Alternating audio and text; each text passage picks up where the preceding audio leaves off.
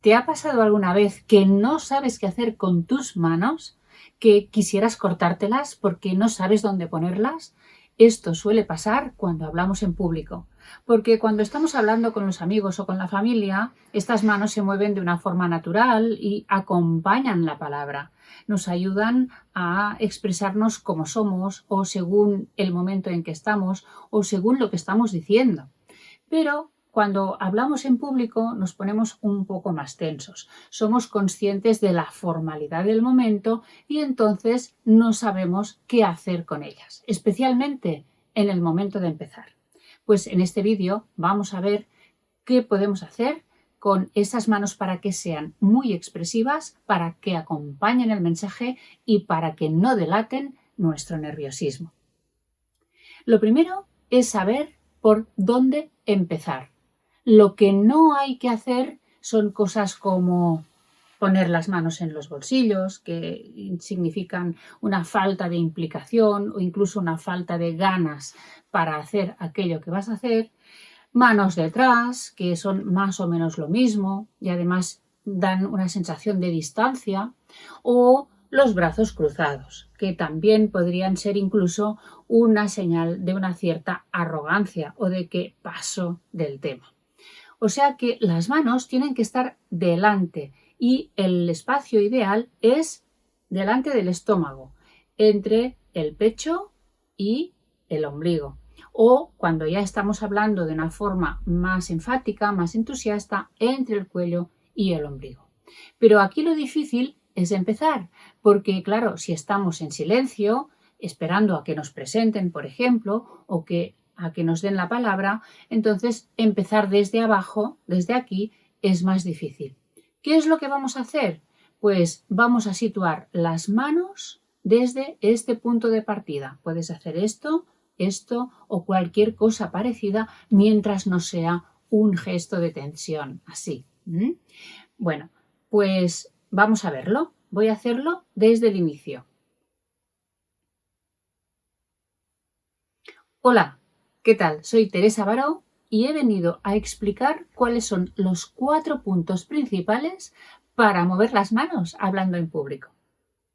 Como has visto, hay un momento inicial en el que subo las manos a esta posición de partida y cuando la boca empieza a funcionar, cuando empiezan las palabras, las manos también se abren. Puedes recuperar esta escena y verás que todo es simultáneo y queda absolutamente natural y el público no se da cuenta de ningún gesto de nerviosismo, de incomodidad o incluso de falta de energía que podrías trasladarle. Una vez ya estamos hablando, ¿cómo tiene que ser la gesticulación? Pues las manos subrayan, las manos también marcan el ritmo de tu discurso y, muy importante, las manos ilustran lo que estás diciendo. Imagínate que estás explicando, por ejemplo, una receta de cocina, que esto es muy fácil, y dices dónde están puestas las cosas encima de la mesa. Todo esto creando imágenes mentales en tu público, porque realmente no están viendo nada. Tú lo creas. Indicas dónde están los ingredientes, dónde están los utensilios. Después, por ejemplo, hablas de batir un huevo y haces este gesto. Estos son gestos ilustradores y acompañan muy bien tus palabras. Estos gestos hacen que tu público imagine mejor y además sea mucho más ameno. Serás mucho más expresivo y convincente. Por lo tanto, te sugiero que lo entrenes en casa, delante del espejo si quieres, o mejor aún, con tu cámara de vídeo, con tu smartphone. Y aparte de esto, tenemos que tener en cuenta que hay unos gestos que delatan profundamente nuestra incomodidad y nuestro nerviosismo. ¿Cuáles son? Son todos los de tocarnos, tocar nuestra ropa, tocar algún objeto como el anillo, tocarnos el pelo, rascarnos, tocarnos la nariz así, cubrir la boca, rascarnos aquí en el escote, rascarnos el brazo, cualquier gesto que no tenga un significado y que sea una muestra de tu incomodidad. Todos estos gestos, que llamamos adaptadores, deberían desaparecer. ¿Y cómo podemos eliminarlos? Pues siendo conscientes y practicando mucho. Esto también lo verás cuando te grabes. Verás qué gestos se te escapan involuntariamente y poco a poco los irás controlando. Ahora veremos, en otra secuencia, qué hacer con las manos si necesitamos tenerlas ocupadas con una nota, un puntero o un bolígrafo. Es muy probable que tengas que utilizar una presentación digital y que necesites un puntero para pasar diapositivas o para señalar con el láser.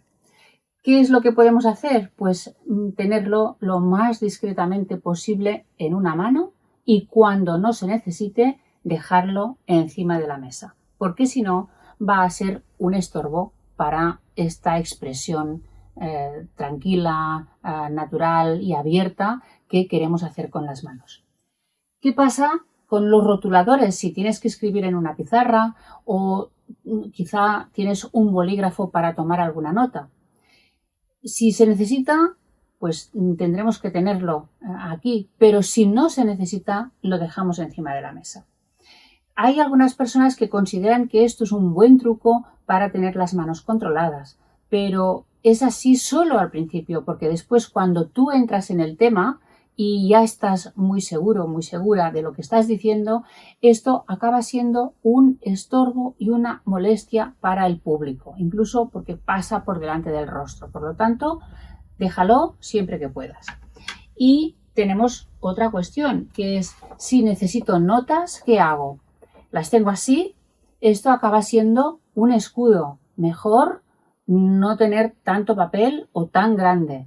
Por lo tanto, la técnica que te sugiero es que con la mitad de una hoja tú tengas tu esquema, tu guión y no muevas una de las manos. Así que, por ejemplo, con la izquierda, yo soy diestra, pues la que menos utilizo la tendría ocupada con el papel y la otra la tengo libre para acompañar la palabra. Esta se queda quieta, aquí puedo ver mi guión y con la otra voy expresándome. Importante. Hay tarjetas especiales ya para esto y además de todas las medidas, así que dependiendo de la cantidad de texto que tú tengas que tener, puedes tener una cartulina más pequeña o más grande, lo más discreta posible, esto sí, porque imagínate que estás hablando y vas haciendo esto. Recuerda tenerla aquí, bien quietecita y con la otra mano vas acompañando la palabra. Ya ves lo importantes que son las manos para acompañar nuestro discurso, para hacerlo más convincente, más apasionado, más expresivo. En la cultura latina las manos son imprescindibles. ¿Y cómo potenciarlas? Pues ya sabes, ensayando. Ponte delante de una cámara, primero ensaya el contenido y después fíjate en tu lenguaje corporal, entrena estos movimientos para que acaben siendo naturales y revisa cómo es tu gesticulación, porque cada uno tiene la suya. De hecho, es una señal de identidad. Te van a reconocer también por cómo te mueves, por cómo gesticulas. Imagínate a alguien que está dando una charla o una clase y no mueve para nada estas manos. Imagínate esto. Pues sería mucho más aburrido.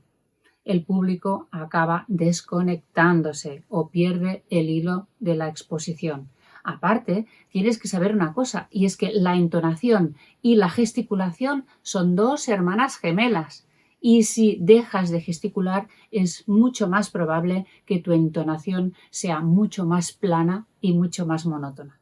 Por lo tanto, activa tus manos, eso hará que tu expresividad vocal sea mucho más rica y mucho más diversa y vas a ser mucho más convincente.